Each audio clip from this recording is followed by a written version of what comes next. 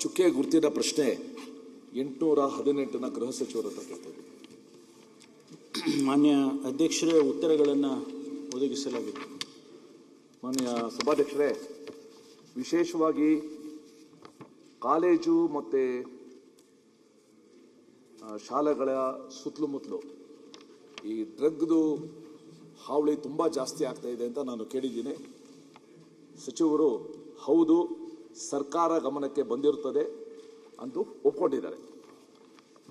ಈ ಸಂದರ್ಭದಲ್ಲಿ ಬೆಂಗಳೂರಿನ ವಿಜಯನಗರ ಸಬ್ ಡಿವಿಷನಲ್ಲಿ ಸುಮಾರು 10 ಕಾಲೇಜಲ್ಲಿ ಸರ್ವೆ ಮಾಡಿದಾಗ 30% ಯುವಕರು ಈ ಗಾಂಜಾ ವ್ಯಸನಿಗಳಾಗಿರೋದು ಇವತ್ತು ಗೊತ್ತಾಗಿದೆ.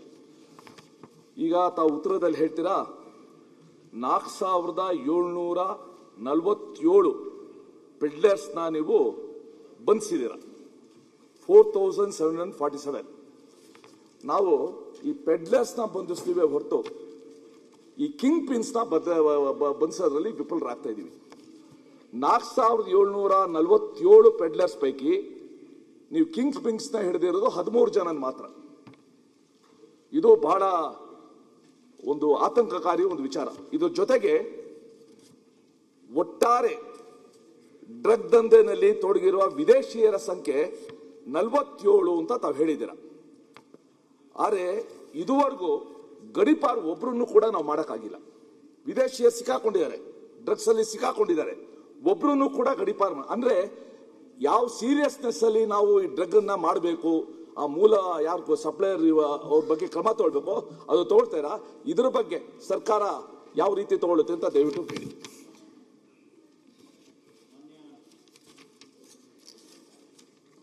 ಮಾನ್ಯ ಅಧ್ಯಕ್ಷರೇ, ಈ ಡ್ರಗ್ಸ್ ವಿಚಾರದಲ್ಲಿ ಈಗಾಗಲೇ ಅನೇಕ ಸಂದರ್ಭದಲ್ಲಿ ನಾನು ಸದನದಲ್ಲಿ ಮೇಲ್ಮನೆಯಲ್ಲಿ ಮತ್ತು ಇಲ್ಲಿ ಎರಡೂ ಕಡೆ ಉತ್ತರವನ್ನು ಕೊಟ್ಟಿದ್ದೇನೆ. ನಮ್ಮ ಸರ್ಕಾರ ಬಂದಾಗಿನಿಂದ ಇದರ ಬಗ್ಗೆ ಭಾಳ ವಿಶೇಷವಾದಂಥ ಗಮನವನ್ನು ಕೊಟ್ಟು ಸದನದಲ್ಲೇ ಮಾನ್ಯ ಮುಖ್ಯಮಂತ್ರಿಗಳು ಪ್ರಕಟಣೆ ಮಾಡಿದರು. We declare a war against drugs ಅಂತಕ್ಕಂಥ ಮಾತನ್ನು. ಅಂದರೆ ಎಷ್ಟರ ಮಟ್ಟಿಗೆ ನಾವು ಸೀರಿಯಸ್ ಆಗಿ ಇದ್ದೇವೆ ಅನ್ನೋದು ಅದು ಒಂದು ಸ್ಟೇಟ್ಮೆಂಟಿಂದ ತಮಗೆ ಅರ್ಥ ಆಗಿದೆ ಅಂತ ಹೇಳಿ ಅನಿಸುತ್ತೆ. ಮಾನ್ಯ ಅಧ್ಯಕ್ಷರೇ, ಕಳೆದ 3 ವರ್ಷದಲ್ಲಿ ಸುಮಾರು 653 ಕೋಟಿ ರೂಪಾಯಿಯಷ್ಟು ಡ್ರಗ್ಸನ್ನು ನಾವು ಹಿಡಿದಿದ್ದೇವೆ. ಅದರಲ್ಲಿ ಈಗಾಗಲೇ ಅರ್ಧ ಭಾಗವನ್ನು 250 ಕೋಟಿ ರೂಪಾಯಿಯಷ್ಟು ಡ್ರಗ್ಸನ್ನು ಸುಟ್ಟಾಕಿದ್ದೇವೆ. ಇನ್ನು ಮಿಕ್ಕಿದ್ದು ಸುಟ್ಟಾಕ್ತೀವಿ, ಅದು ಜುಡಿಷಿಯಲ್ ಅದು ಆದಮೇಲೆ ಆ ಪ್ರೊಸೀಜರ್ ಇದೆ, ಅದಾದಮೇಲೆ ಅದನ್ನು ಸುಟ್ಟಾಕ್ತೀವಿ. ಇಲ್ಲಿ ಏನಾಗ್ತಾ ಇದೆ ಅಂತ ಹೇಳಿದರೆ, ನಾವು ಎಷ್ಟರ ಮಟ್ಟಿಗೆ ನಾವು ಇದರ ಮೇಲೆ ನಾವು ಒಂದು ಯುದ್ಧವನ್ನೇ ಸಾರಿದ್ದೀವಿ, ಅಷ್ಟರ ಮಟ್ಟಿಗೆ ಅವರು ಕೂಡ ನಮ್ಮ ಮೇಲೆ ಯುದ್ಧ ಸಾರಿದ್ದಾರೆ. ಪ್ರತಿನಿತ್ಯ ಬರ್ತಾ ಇದೆ. ನಿನ್ನೆ ಸಾಯಂಕಾಲ ಮಾನ್ಯ ಅಧ್ಯಕ್ಷರೇ, ತಿರುಪತಿಯಿಂದ 350 kg ಗಾಂಜಾ ಬಂತು. ಮತ್ತು ಇಲ್ಲಿ MDMA ಬೇರೆ ಬೇರೆ ಪಾರ್ಸಲ್ಗಳು ಬರ್ತಾ ಇದೆ, ಅದರಲ್ಲಿ ಬರ್ತು. ತಿರುಪತಿಯಿಂದ ಬಂದಿದೆ. ನಾವು ತಿರುಪತಿ ಅಂದ ತಕ್ಷಣ ಹೆಂಗೆ ಲಾಡ್ ಬರುತ್ತೆ ಅಂತ, ಅದನ್ನು ಕೂಡ ನಿನ್ನೆ ಸಂಜೆ ಸುಮಾರು 7 ಕೋಟಿ ರೂಪಾಯಿಯಷ್ಟು ಡ್ರಗ್ಗನ್ನು ನಿನ್ನೆ ಹಿಡಿದಿದ್ದಾರೆ. ದಿನನಿತ್ಯ ನಾವು ಅದನ್ನು ಯಾವುದೇ ರೀತಿಯಲ್ಲಿ ಕಾಂಪ್ರಮೈಸ್ ಆಗೋಕ್ಕೆ ಹೋಗಿಲ್ಲ. ಯಾಕೆಂದರೆ ಇದು ಫಾರಿನ್ ಸ್ಟೂಡೆಂಟ್ಸು ಆಗಿ ಬಂದು ಇಲ್ಲೇ ಇರ್ತಕ್ಕಂಥವ್ರು ಅಥವಾ ಬೇರೆ ಬೇರೆ ರಾಜ್ಯದಿಂದ ಬರ್ತಕ್ಕಂಥವ್ರು. ನೋಡಿ, ನಮಗೆ ಆಶ್ಚರ್ಯ ಆಗುತ್ತೆ. ತಿರುಪತಿಯಿಂದ ಮಳವಳ್ಳಿಗೆ ಏನು ಸಂಬಂಧ ಇದೆ ಅಧ್ಯಕ್ಷರೇ? ಮಳವಳ್ಳಿಗೆ ಅದು ಪಾರ್ಸದು ಹೋಗುತ್ತೆ. 350 kg ಗಾಂಜಾ ಮಳವಳ್ಳಿಗೆ ಹೋಗಿ, ಮಳವಳ್ಳಿಯವರು ನಾವು ಅದನ್ನು ಭೇದಿಸಿ ಅದನ್ನು ಹಿಡಿದು ಅವರಿಗೇನು ಶಿಕ್ಷೆ ಮಾಡಬೇಕು ಅದನ್ನು ಮಾಡ್ತಾ ಇದ್ದೀವಿ. ಇದರಲ್ಲಿ ನಾವು ಎಲ್ಲ ರೀತಿ ಕ್ರಮ ತಾವು ಹೇಳಿದ್ರಿ. ಈಗ ನೋಡಿ, ಕಾಲೇಜಿನಲ್ಲಿ ಶಾಲಾ ಕಾಲೇಜುಗಳಿಗೆ ಅವೇರ್ನೆಸ್ ಪ್ರೋಗ್ರಾಮ್ ಅಂತ ಮಾಡಿದ್ವಿ. ನಾನೇ 2-3 ಸರಿ ಕಾರ್ಯಕ್ರಮಕ್ಕೆ ನಾನು ಕೂಡ ಹೋಗಿದ್ದೇನೆ. ಸುಮಾರು ಇಲ್ಲಿವರೆಗೆ 23, 24, 25 3 ವರ್ಷದಲ್ಲಿ ಸುಮಾರು 45 ಲಕ್ಷ ವಿದ್ಯಾರ್ಥಿಗಳನ್ನು ಟಚ್ ಮಾಡಿದ್ದೀವಿ. ನಾನೊಂದು ಆದೇಶ ಮಾಡಿದೆ ಮಾನ್ಯ ಅಧ್ಯಕ್ಷ, ಜುರಿಸ್ಟಿಕ್ಷನಲ್ ಪೊಲೀಸ್ ಯಾರಿದ್ದಾರೆ ಅವರು ಆಫೀಸರ್ಸು ಪ್ರತಿ ತಿಂಗಳ ಆ ಜುರಿಸ್ಟಿಕ್ಷನಲ್ಲಿರುವ ಕಾಲೇಜುಗಳಿಗೆ, ಶಾಲೆಗಳಿಗೆ ಭೇಟಿ ಕೊಡಬೇಕು. ಅಲ್ಲಿ ಅವೇರ್ನೆಸ್ ಕ್ರಿಯೇಟ್ ಮಾಡಬೇಕು. ಅದು ನಾನು ಹಿಂದೆ ಒಂದು ಸಾರಿ 2015ರಲ್ಲಿ ಗೃಹ ಸಚಿವನಾಗಿದ್ದಾಗ ಇದೇ ಸದನದಲ್ಲಿ ನಾನು ಒಂದು ಉದಾಹರಣೆ ಕೊಟ್ಟಿದ್ದೆ. ಜಯನಗರದಲ್ಲಿ ಒಂದು ಶಾಲೆಯಲ್ಲಿ ಆ ಮುಂದ್ಗಡೆ ಒಂದು ಪೆಟ್ಟಿಗೆ ಅಂಗಡಿ ಇಟ್ಕೊಂಡಿದ್ದಾನೆ. ಅದು ಈಗ ಪೆಟ್ಟಿಗೆ ಅಂಗಡಿ ಇರಲಿಕ್ಕಿಲ್ಲ. ಅಲ್ಲಿ ಅವನು ಪ್ರತಿನಿತ್ಯ ಮಕ್ಕಳಿಗೆ ಚಾಕ್ಲೇಟ್ ಕೊಡೋದು ಫ್ರೀಯಾಗಿ. ಅದರೊಳಗಡೆ ಡ್ರಗ್ಸ್ ಹಾಕಿ ಕೊಡ್ತಾರೆ. ಆ ಡ್ರಗ್ಸಿಗೆ ಅವರು ಮಕ್ಕಳು ಆ ಟೇಸ್ಟು ಒಂಥರ ಬೇರೆ ಬೇರೆ ರೀತಿಯಲ್ಲಿ ಇರುತ್ತೆ ಅಂತ ಅನಿಸುತ್ತೆ. ಅದಕ್ಕೆ ಅವ್ರ ಅಭ್ಯಾಸ ಆಗಿಬಿಟ್ರೆ ಆಮೇಲೆ ಕೊಂಡ್ಕೋಬೇಕು ಅವರು. ಮೊದಲು 1-2 ದಿವಸ ಫ್ರೀಯಾಗಿ ಕೊಡ್ತಾನೆ, ಆಮೇಲೆ ಅದನ್ನು ಮಾರ್ತಾನೆ. ಇದನ್ನು ನಾನು 2015ರಲ್ಲಿ ನನಗೆ ಗಮನಕ್ಕೆ ಬಂದಾಗ ಆವಾಗಲೇ ಅದನ್ನು ಹಿಡಿದಾಕಿದ್ವಿ ಮತ್ತು ಅದಕ್ಕೆ ಕ್ರಮ ತಗೊಂಡಿದ್ದು.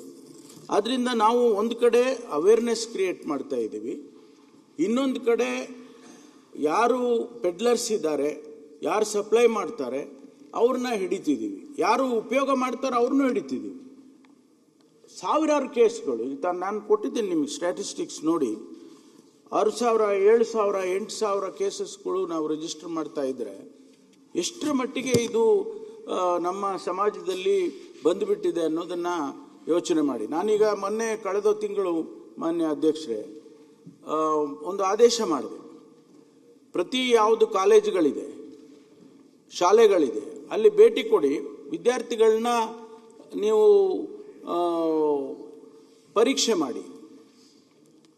ಆ ಪರೀಕ್ಷೆ ಮಾಡಿದ್ರೆ ಒಂದು ಕಾಲೇಜಿನಲ್ಲಿ ಒಂದು 50 ಜನ ಸಿಕ್ಕಿದ್ರು ಅಂತ ಇಟ್ಕೊಳ್ಳೋಣ ಉದಾಹರಣೆ. ಆ ಕಾಲೇಜನ್ನು ಮಾರ್ಕ್ ಮಾಡಿ, ನೋಟಿಸ್ ಕೊಡಿ, ಅದು ಕಡಿಮೆ ಆಗಬೇಕು. ಮತ್ತೊಂದು ಸಾರಿ ಪರೀಕ್ಷೆ ಮಾಡಿ, ಅವಾಗ 2ನೇದು ನೋಟಿಸ್ ಕೊಡಿ. 3ನೇ ಬಾರಿ ಆ ಕಾಲೇಜಿಗೆ ಅಥವಾ ಶಾಲೆಗೆ ಅಫಿಲಿಯೇಷನನ್ನು ಕ್ಯಾನ್ಸಲ್ ಮಾಡೋದಕ್ಕೆ ನೀವು ರೆಕಮೆಂಡ್ ಮಾಡಬೇಕು. ಇದನ್ನು ಕಳೆದ ತಿಂಗಳಲ್ಲಿ ನಾನು ಆದೇಶ ಮಾಡಿದ್ದೀನಿ.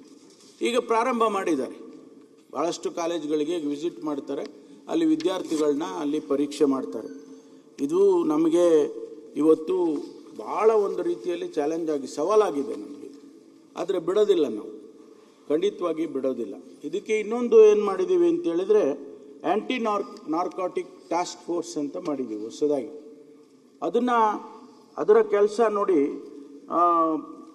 ಕೇಸಸ್ ಪ್ರೋಗ್ರೆಸ್ಸನ್ನು ರಿವ್ಯೂ ಮಾಡಬೇಕು, ಈ ಶಾಲಾ ಕಾಲೇಜುಗಳಿಗೆ ವಿಸಿಟ್ ಮಾಡಬೇಕು, ಮತ್ತು ಅವರಿಗೆ ಈ ಪಾರ್ಸಲ್ಗಳು ಗೂಡ್ಸ್ ಅಲ್ಲಿ ಬರುತ್ತೆ, ಇದರಲ್ಲಿ ಪ್ಯಾಕೇಜ್ಗಳಲ್ಲಿ ಬರುತ್ತೆ ಪಾರ್ಸಲ್ನಲ್ಲಿ, ಇದೆಲ್ಲ ಮಾನಿಟರ್ ಮಾಡ್ತಕ್ಕಂಥ ಜವಾಬ್ದಾರಿಯನ್ನು ಆ ಆ್ಯಂಟಿ ನಾರ್ಕೋಟಿಕ್ ಟಾಸ್ಕ್ ಫೋರ್ಸಿಗೆ ಕೊಟ್ಟಿದ್ದೀವಿ.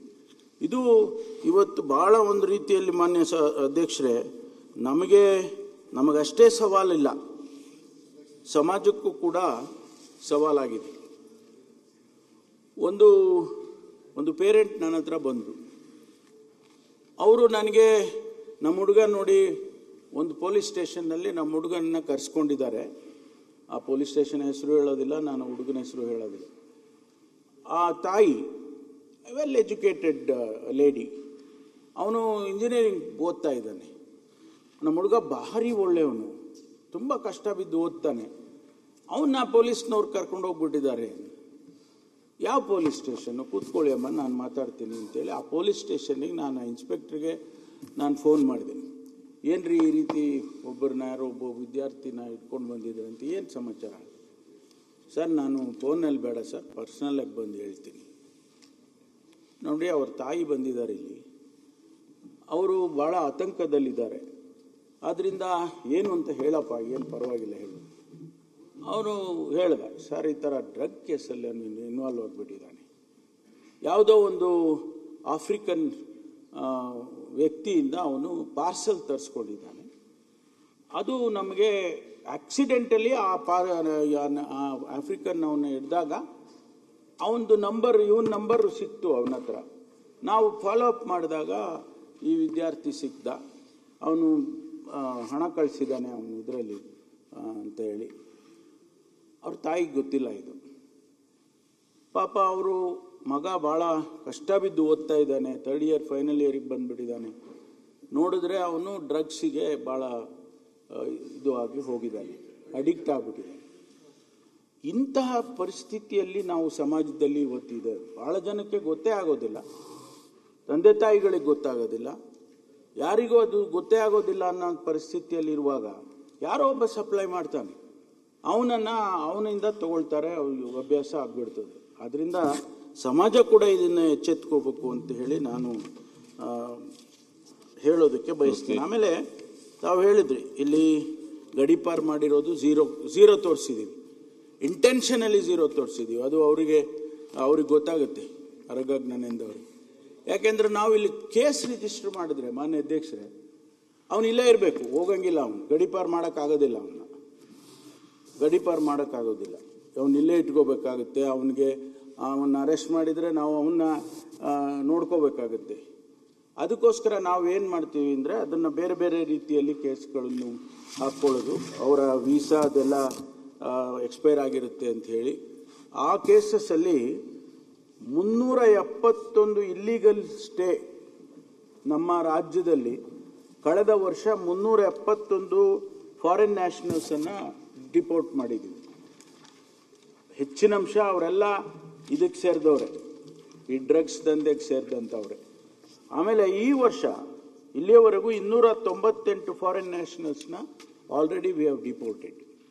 ಅದು ಲಾಂಗ್ ಪ್ರೊಸೀಜರ್. ಅದು ಡಿಪೋರ್ಟ್ ಮಾಡೋದಕ್ಕೆ ಎಂಬೆಸಿಗೆ ಬರೀಬೇಕು, ಕೌನ್ಸಿಲಿಗೆ ಬರೀಬೇಕು, ಹೈಕಮಿಷನ್ಗೆ, ಅವರಿಂದ ಪರ್ಮಿಷನ್ ಬರಬೇಕು, ಆನಂತರ ನಾವು ಅವರಿಗೆ ಡಿಪೋರ್ಟ್ ಮಾಡಬೇಕು. ಇದೆಲ್ಲ FRRO ಅಂತ ಒಂದು ಏಜೆನ್ಸಿನ ಇಲ್ಲಿ ಇಟ್ಟಿರ್ತಾರೆ, ನಮ್ಮ ರಾಜ್ಯದಲ್ಲೂ ಕೂಡ ಇದೆ. ಅದರಿಂದ ಅವರನ್ನು ನಾವು ಕಳಿಸ್ಬೇಕಾದ್ರೆ ಫಾರಿನ್ ನ್ಯಾಷನಲ್ಸನ್ನು ಈ ಪ್ರೊಸೀಜರನ್ನು ಈ ರೀತಿ ಮಾಡಬೇಕು. ಅದಕ್ಕಾಗಿ ನಾವು ಇಲ್ಲಿ ಅವರಿಗೆ ಇದರಲ್ಲಿ ಡಿಪೋರ್ಟ್ ಮಾಡೋದಕ್ಕೆ ನಾವು ಇಲ್ಲಿ ಝೀರೋ ಅಂತ ತೋರಿಸಿದ್ದೀವಿ. ಅದರಿಂದ ಡಿಪೋರ್ಟ್ ಮಾಡೇ ಇಲ್ಲ. ನಾನು ಇದೇನು ನಮ್ಮ ಆಫೀಸರ್ಸ್ನ ಕೇಳಿದೆ, ಏನ್ರಿ ಇಲ್ಲಿ ಝೀರೋ ತೋರಿಸಿದ್ದೀರಾ, ಇಲ್ಲಿ ಮಾತ್ರ ಇಷ್ಟೊಂದು ಡೇಟಾ ಇದೆಯಲ್ಲ ಅಂತ. ಇಲ್ಲ ಸರ್ ಅಂತೇಳಿ ಇದನ್ನು ಹೇಳಿದರು. ಆದ್ದರಿಂದ ನಾವು ಭಾಳ ಕಠಿಣವಾದ ಕ್ರಮಗಳನ್ನು ತಗೊಳ್ತಾ ಇದ್ದೀವಿ ರಾಜ್ಯದಲ್ಲಿ. ಮಾನ್ಯ ಅಧ್ಯಕ್ಷರೇ, ಹಿಂದೆ ಪಂಜಾಬ್ನಲ್ಲಿ ಉಡ್ತಾ ಪಂಜಾಬ್ ಅಂತ ಮಾಡಿದ್ರು. ಹಳ್ಳಿನಲ್ಲಿ ಗ್ರಾಮದಲ್ಲೆಲ್ಲ ಡ್ರಗ್ಸ್ ಸಿಗುವಂತ ಪರಿಸ್ಥಿತಿ ಬಂದ್ಬಿಟ್ಟಿದೆ. ಸನ್ಮಾನ್ಯ ಸಭಾಧ್ಯಕ್ಷರೇ, ಸನ್ಮಾನ್ಯ ಮುಖ್ಯಮಂತ್ರಿಗಳ ನೇತೃತ್ವದಲ್ಲಿ ಗೃಹ ಸಚಿವರು ಏನು ಈ ಡ್ರಗ್ಸ್ ಮೇಲೆ ಒಂದು ಯುದ್ಧವನ್ನು ಸಾರಿದ್ದಾರೆ ಅಂತ ಹೇಳಿದ್ರಲ್ಲ, ಅದನ್ನು ನಾವು ಸ್ವಾಗತ ಮಾಡ್ತೇವೆ. ನನ್ನ ಅನಿಸಿಕೆ ಮತ್ತು ಅನುಭವದ ಮೂಲಕ ಈ ಬೆಂಗಳೂರಿನ ಪರಿಚಯ ಮಾಹಿತಿ ಕಡಿಮೆ, ಜಿಲ್ಲಾ ಮಟ್ಟದಲ್ಲಿ ಮತ್ತು ತಾಲೂಕಾ ಮಟ್ಟದಲ್ಲಿ ಸ್ಕೂಲು ಮತ್ತು ಕಾಲೇಜ್ ಆವರಣಗಳಲ್ಲಿ ಈ ಒತ್ತು ಗಾಡಿ ಮುಖಾಂತರ ಏನು ಬೀಡಿ, ಸಿಗರೇಟು, ಪಾನು, ಈ ಪಾನ್ಪುರಿ ಅಂತ ಮಾಡ್ತಾರಲ್ಲ, ಅದರ ಇನ್ಕ್ಲೂಡಿಂಗ್ ಐಸ್ ಕ್ರೀಮ್, ಅದರ ಮುಖಾಂತರನೂ ಮಕ್ಕಳಿಗೆ ಅದನ್ನು ಕೊಡುವಂಥ ಒಂದು ಪರಿಸ್ಥಿತಿ ಬೆಳೆದು ಬರ್ತೈತಿ. ಶಾಲೆ ಮತ್ತು ಕಾಲೇಜ್ ಆವರಣದ ಸುತ್ತಮುತ್ತಲ ಸರ್ಟನ್ ಎಷ್ಟು ಕಿಲೋಮೀಟರ್ ರೇಡಿಯಸ್ ಮಾಡ್ತಿರೋ ಮಾಡಿ ಅಲ್ಲಿ ಯಾವುದೇ ಥರದ ಇಂಥ ತಂಬಾಕುಯುಕ್ತವಾದಂಥ ಪದಾರ್ಥಗಳನ್ನು ಮಾರಾಟಲಿಕ್ಕೆ ನಿಷೇಧ ಮಾಡಬೇಕಂತೇಳಿ ತಮ್ಮ ಮುಖಾಂತರ ಗೃಹ ಸಚಿವರಲ್ಲಿ ಮನವಿ ಮಾಡ್ತೀವಿ.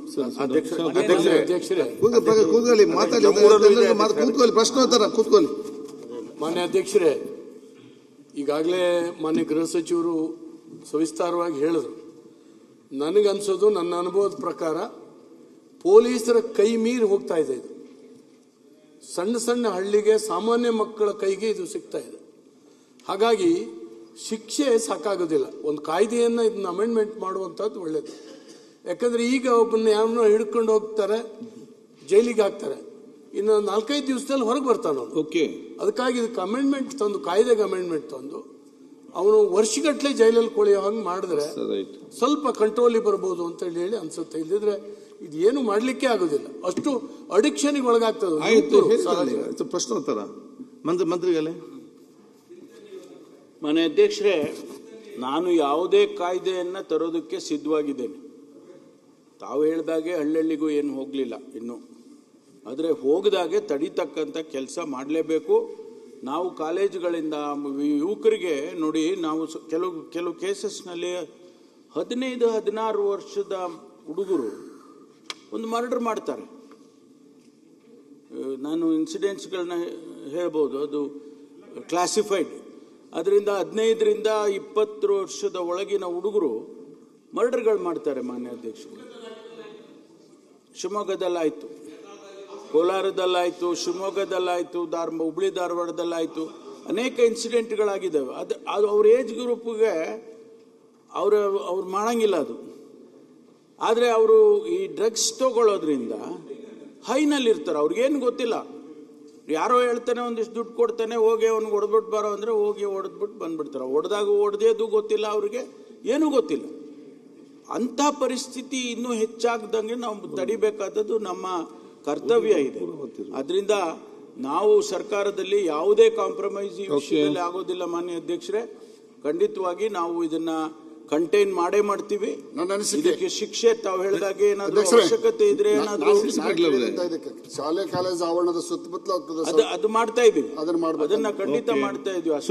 ಅಂಗಡಿಗಳು ಯಾರು ಇಲ್ದಾಗೆ ಮಾಡ್ತಾ ಇದೀವಿ.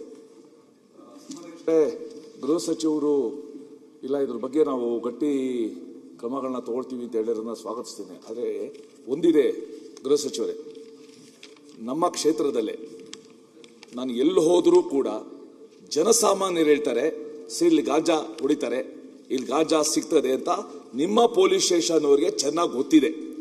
ನಾವು ಹೇಳಿದ್ಮೇಲೆ ಹೋಗಿ ಹಿಡ್ದಂಗೆ ಕ್ರಮ ಆಗುತ್ತೆ. ಆದರೆ ಮೂಲ ಹೋಗಿ ನಿಮ್ಮ ಪೊಲೀಸವರು ಯಾಕೆ ಆಯಾ ಪೊಲೀಸ್ ವಲಯದಲ್ಲಿ ಇದನ್ನ ನಿರ್ಮೂಲನೆ ಮಾಡ್ತಾ ಇಲ್ಲ? ದಯವಿಟ್ಟು ಹಾಳಾಗೋಗ್ಬಿಡ್ತಾರೆ ಯುವಕರು. ಅಂಡ್ ಯಾವುದೇ ಸ್ಥಳ ಅದೇನೋ lower middle class upper middle class ಏನೇ ಎಲ್ಲಾರು ಅದು ಕ್ಲಾಸ್ ಮೀರಿ ಅದು ಆಗ್ತಾ ಇದೆ. ಅದಕ್ಕೋಸ್ಕರ ನೀವು ನಿಮ್ಮ ಎಲ್ಲಾ ಪೊಲೀಸ್ ಸ್ಟೇಷನ್ಗಳಿಗೆ ಒಂದಿನ ಕೊಟ್ಟು ದಿ ಏರಿಯಾದಲ್ಲೆಲ್ಲ ಕಂಡು ಬಂದ್ರೆ the SHO will be held responsible ಅಂತ ನಾನು ಕೊಟ್ರೆ ಮಾತ್ರ ಇದೇ ಸಾಧ್ಯ ಆಗುತ್ತೆ. ಈಗಾಗಲೇ ನಮ್ಮ ಈ ಮಾತನ್ನ ನಾನು ಕಳೆದ 3 ವರ್ಷದಿಂದಲೂ ಕೂಡ ಈ ಮಾತನ್ನ ನಮ್ಮ ಪೊಲೀಸ್ ಕಾನ್ಫರೆನ್ಸ್ ನಲ್ಲಿ ಹೇಳಿದ್ದೇನೆ. ಯಾರು ಎಲ್ಲಿ ನಮಗೆ ಡ್ರಗ್ಸ್ ಸಿಕ್ಕತ್ತೆ ಅಥವಾ ಡ್ರಗ್ಸು ಪೆಡ್ಲರ್ ಆಗಲಿ ಅಥವಾ ವಿದ್ಯಾರ್ಥಿಗಳು ಉಪಯೋಗ ಮಾಡ್ತಕ್ಕಂಥ ತಾವು ಹೇಳಿದಾಗೆ ನಿಮ್ಮ ಏರಿಯಾ ಅಂತ ಇಟ್ಕೊಳ್ಳಿ, ಆ ಜುರಿಸ್ಟಿಕ್ಷನಲ್ ಪೊಲೀಸೇ ರೆಸ್ಪಾನ್ಸಿಬಲ್ ಅಂತ ಮಾಡಿದ್ದೇನೆ. ಯಾರು DCPಗಳಿದ್ದಾರೆ ಅವರೇ ರೆಸ್ಪಾನ್ಸಿಬಲ್, ಯಾರು SHOಗಳಿದ್ದಾರೆ ಅಥವಾ ಇನ್ಸ್ಪೆಕ್ಟರ್ಸ್ ಇದ್ದಾರೆ, ACPಗಳಿದ್ದಾರೆ ಅವರೇ ರೆಸ್ಪಾನ್ಸಿಬಲ್ ಅಂತಕ್ಕಂಥದ್ದನ್ನು ಈಗಾಗಲೇ ನಾನು ಮೌಖಿಕವಾಗಿ ಹೇಳಿದ್ದೇನೆ. ಅದರಿಂದ ಯಾರು ನಿಮ್ಮ ಏರಿಯಾ ಅಂತ ಹೇಳಿದ್ರೆ ಡೆಫಿನೆಟ್ಲಿ ನಾವು will focus on your area, ಖಂಡಿತವಾಗಿ ಮಾಡ್ತೀವಿ. ನ್ಯೂಸ್ ಫಸ್ಟ್ ನಿರ್ಭೀತಿಯಿಂದ ನಿಮ್ಮ ಪರವಾಗಿ.